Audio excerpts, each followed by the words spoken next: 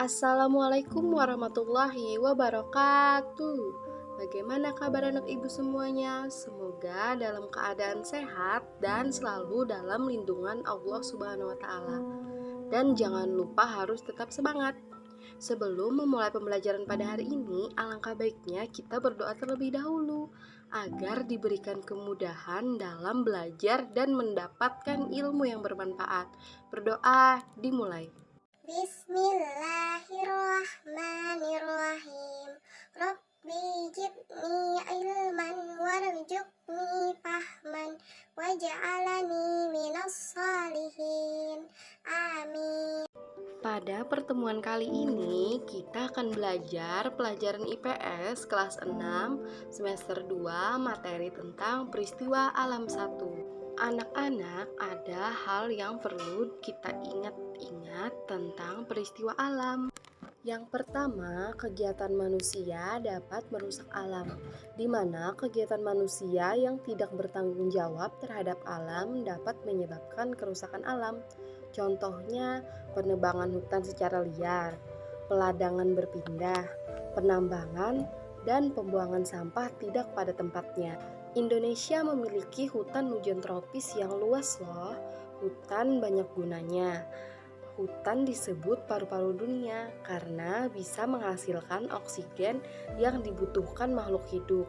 Hutan juga menjaga air dan kesuburan tanah, serta menjadi tempat hidup berbagai hewan dan tumbuhan. Sayangnya, hutan di Indonesia mengalami kerusakan parah karena penebangan hutan secara liar yang biasa disebut pembalakan liar atau illegal logging. Penebangan hutan ini dilakukan oleh orang yang tidak bertanggung jawab untuk mendapatkan keuntungan. Penebangan hutan secara liar ini mengakibatkan terjadinya bencana loh anak-anak. Contohnya, banjir dan tanah longsor pada musim penghujan, kekeringan pada musim kemarau, serta punahnya berbagai jenis hewan dan tumbuhan. Kerusakan hutan ini juga dapat terjadi karena pembukaan hutan dengan cara menebang dan membakarnya loh. Asap kebakaran hutan akan mempengaruhi jarak pandang sehingga mengganggu lalu lintas dan kegiatan penerbangan. Selain itu, bisa menimbulkan penyakit pernapasan juga loh anak-anak.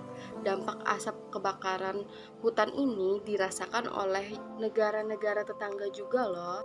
Sampah dan limbah menjadi masalah utama penduduk perkotaan. Membuang sampah dan limbah secara sembarangan mengakibatkan berbagai dampak buruk, yaitu pendangkalan dan penyumbatan aliran sungai.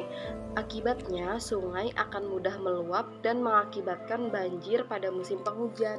Bahan kimia dalam sampah dan limbah yang dibuang ke sungai bisa menimbulkan berbagai penyakit, terutama penyakit kulit. Ikan dan beraneka makhluk hidup dalam sungai bisa mati. Penambangan tanpa perencanaan yang baik dapat menyebabkan kerusakan lingkungan area bekas pertambangan yang ditinggalkan begitu saja. Bisa menimbulkan tanah longsor serta menjadi lahan yang tandus. Oleh karena itu, area bekas pertambangan harus segera dipulihkan.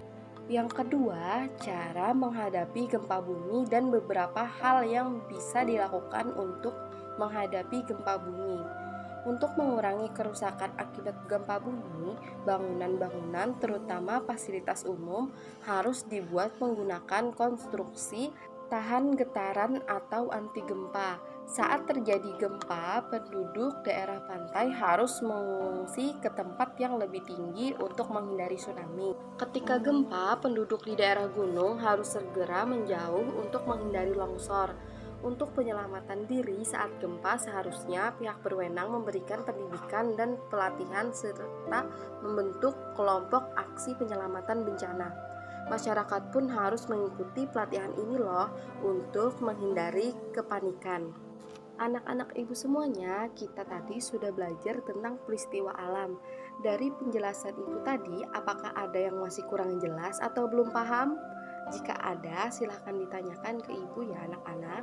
Baiklah, jika tidak ada yang ingin ditanyakan, alhamdulillah berarti anak-anak semuanya paham ya. Alhamdulillahirabbil alamin. Semoga ilmu yang telah kita pelajari bermanfaat dan berkah untuk anak-anak ibu semuanya. Ibu akhiri pembelajaran pada hari ini dengan membaca doa. Bismillahirrahmanirrahim. Allahumma arinal haqqa haqqa warzuqna tiba'a wa arinal batila batila warzuqna tinaba. Amin. Sekian pembelajaran pada hari ini. Terima kasih. Wassalamualaikum warahmatullahi wabarakatuh.